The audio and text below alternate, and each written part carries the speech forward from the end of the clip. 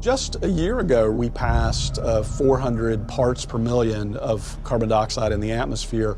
Now, the pre-industrial level was about 280 parts per million. So human society in the industrial era has raised the level of CO2 in the atmosphere by about 40%, and many people fear that before we're done, we're going to double it or even triple it. We're pumping CO2 into the atmosphere at a speed which we have never seen before in modern human history. We are absolutely racing into uncharted territory. In our lifetime, human beings left behind the Holocene, this 10,000-year period of benign climatic stability that coincides with the rise of human civilization. We have crossed a great threshold.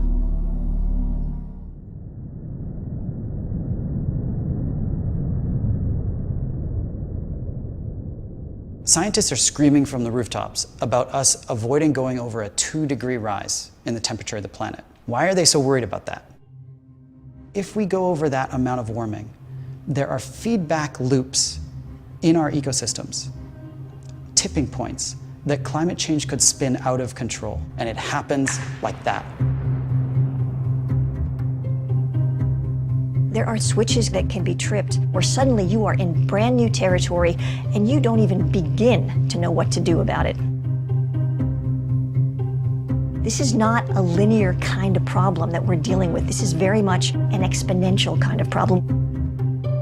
Right now, we're on the edge of 3 major tipping points. The first one is the Arctic ice cap. That ice cap's like a mirror. It reflects the sun's light off of the Earth and keeps it from warming us up. But as it melts, you get a smaller mirror, which means a warmer Earth, which means more melting, which means more climate change. Another example is Arctic methane. We've got a gigantic amount of methane gas frozen into the tundra, and it is 50 times as toxic as CO2 is. It's CO2 on steroids. As it warms, and that methane gets released, it then causes global warming to get worse, which means it warms more, which means more methane released, which means worse warming, and all of that process spins out of control. Another example of a tipping point is ocean acidification. As you get more CO2 in the atmosphere, a lot of it actually is going into our oceans.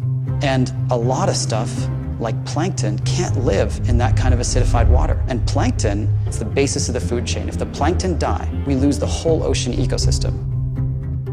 These kinds of feedback loops and tipping points are what keep me up at night, that we will hit one before we're able to turn things around. Even if we went cold turkey today because of the time lags in our climate system, we've already signed up for things that we can't see yet. We live in a razor-thin livable universe. Just a few kilometers below my feet, it's too hot to live. Just a few kilometers above my head, the air is too thin to breathe. It's not about a few more droughts and a few more storms. It's about a catastrophic shift in this fragile balance of our biosphere that threatens everything we love.